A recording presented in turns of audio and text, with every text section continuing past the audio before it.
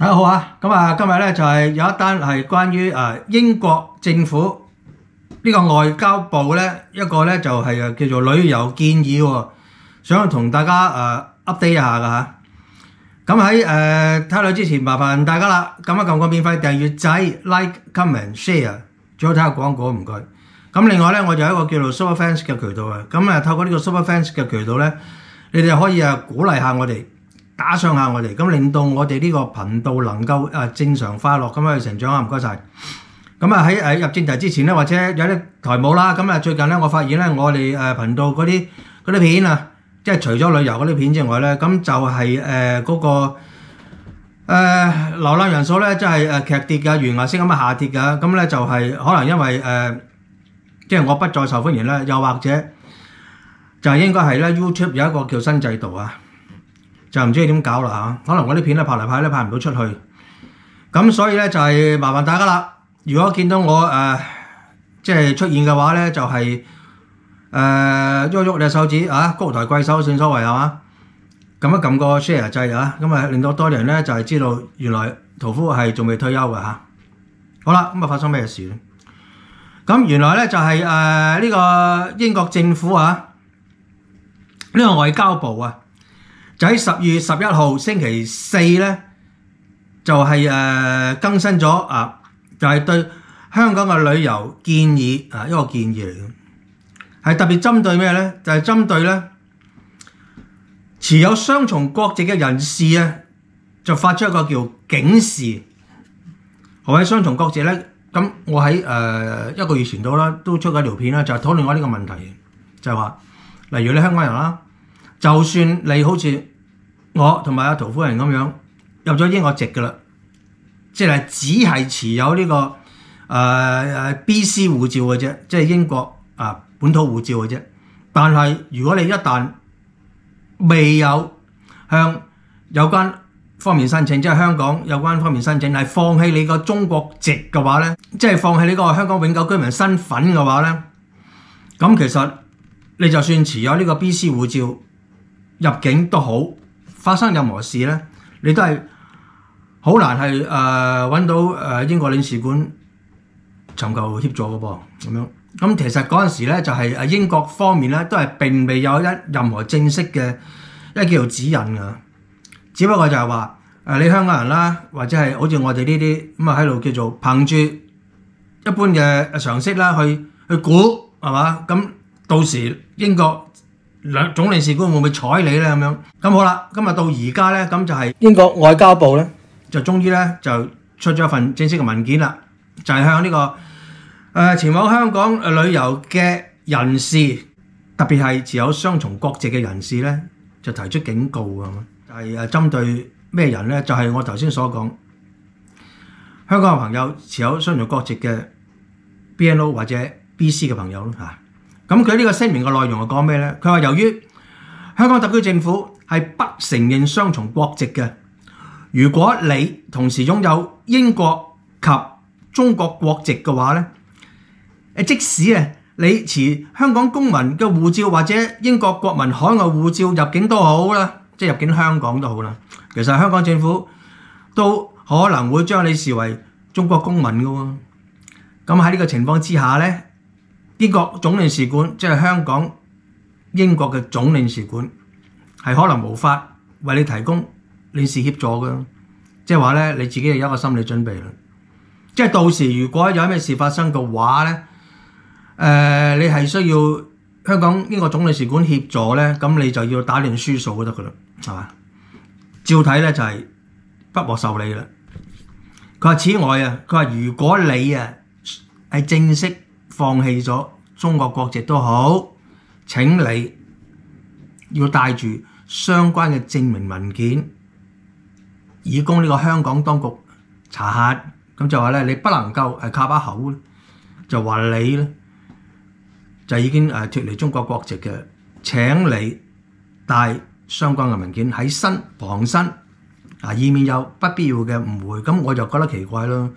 其實你香港政府或者呢個有關當局係一定係有晒所有你嘅記錄噶嘛，即係譬如你申請過放棄中國國籍成功與否，佢都有記錄噶嘛。咁我唔明英國政府點解要你要帶住呢份證明文件喺身啦，係嘛？係咪驚會有一啲差池咧？咁我唔知啦，係嘛？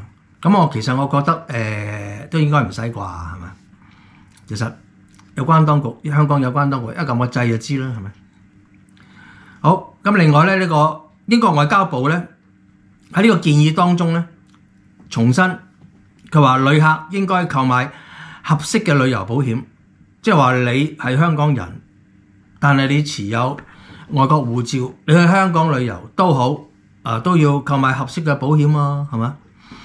係確保乜嘢？覆蓋所有計劃行程同埋緊急嘅醫療開支，以應付咧旅遊期間可能發生一啲衝突嘅狀態啊，或者係要保障你自身同埋權益咁講。咁樣咧就係我係咁睇嘅。咁如果你係香港居民嘅話咧，咁你有香港身份證咧，咁基本上咧你喺香港咧仍然都可以行使你嘅權利嘅，即係到現時為止嚇。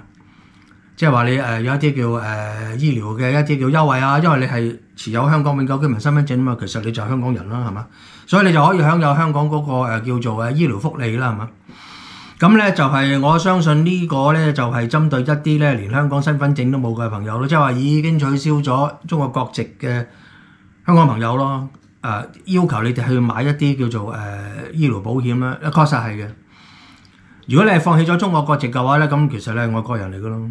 咁你喺香港遇到啲乜嘢叫做醫療事故啊，或者啲咁嘅突發嘅嘢嘅話咧，咁你可能你會係要俾一個好昂貴嘅一個醫療費用嘅喎，因為你係外國人啊嘛。咁所以咧就係呢個英國外交部咧就係有咁嘅建議啦。咁亦都係非常之正常。咁從前咧就係話咧香港人或者持有任何嘅外國護照都好啦，其實你唔係一定係淨係英國護照嘅，係嘛？可能你持有加拿大護照啦、美國護照啦、澳洲護照啦、紐西蘭護照啦，係嘛？就算係喺呢個阿魯阿圖護照都好啦，係嘛？咁只要你係冇放棄過中國國籍嘅話咧，其實你翻到香港嗰個待遇都係一樣嘅，即係同你揸住英國BC 護照或者係BNO護照入境嗰個待遇係一樣，係冇分別嘅。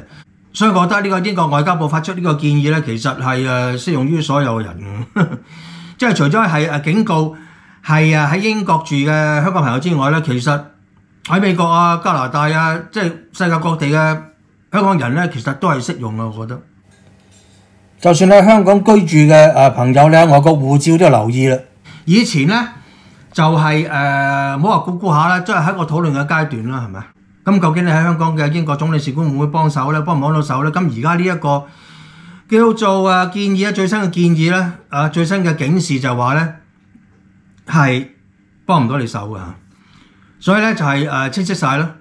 所以我已經咁講嘅就係話咧，你無論任何事情都好啦，你咪去到最後，即係話咧有關英國嘅部門，例如呢次外交部發出呢一個咁嘅建議，之前嗰啲都係叫做討論啊，都係一啲叫做流言蜚語啊，係嘛？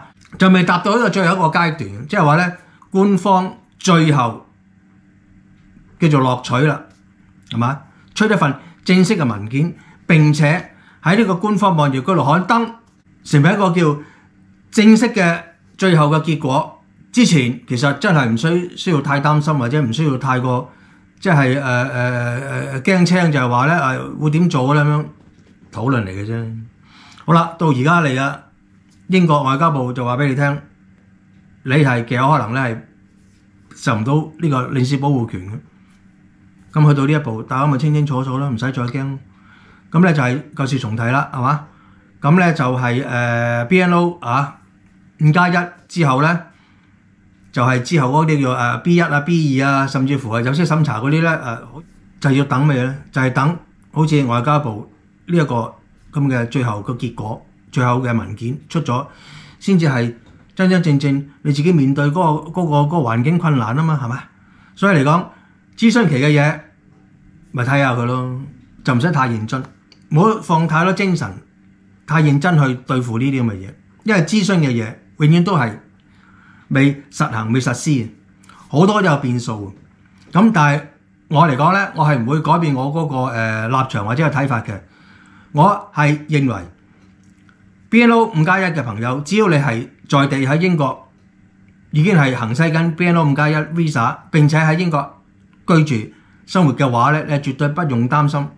你哋所有嘅條件，即係話你哋申請永居嘅條件、入籍嘅條件係一定必定係不會改變嘅，即係話你一定係考 B1， 同埋並無任何入息審查，因為你同呢個歐盟居民同埋烏克蘭難民咧係另一條隊嚟㗎嚇，非常之清楚呢樣嘢係另外一樣嘢嚟嘅。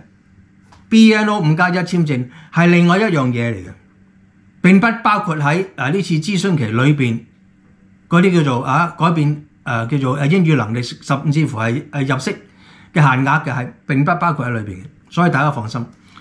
但係未申請 BNO5+1 簽證嘅朋友就要注意啦，我相信你哋係咧好大機會，甚至必定係會受到影響嘅。我相信英國政府一定會落閘 BNO5+1 必定喺一個特定嘅時間裏邊係會宣告結束，所以如果你未申請嘅咧，就好快啲申請啦。如果你遲咗申請嘅話咧，可能個門檻係會提高。而申請咗未行使嘅朋友咧，咁你要注意啦，係嘛？需唔需要馬上行使咧？咁樣就由你自己嘅決定啦。因為咧呢個類朋友咧就好似中陰身咁樣，係嘛？漂泊不定嘅，好多變數係嘛？就唔係好似未申請嘅朋友，或者係已經行使咗嘅朋友，因為你喺中間，所以你自己大家要留意啦。行使幾時行使，由你哋自己決定。咁今日咧就係到此為止。咁多謝大家關注，唔該晒。咁記住大家麻煩你哋 subscribe、like、comment 同我 share 埋出去啦，最好可能嘅撳埋個鐘仔，唔該晒。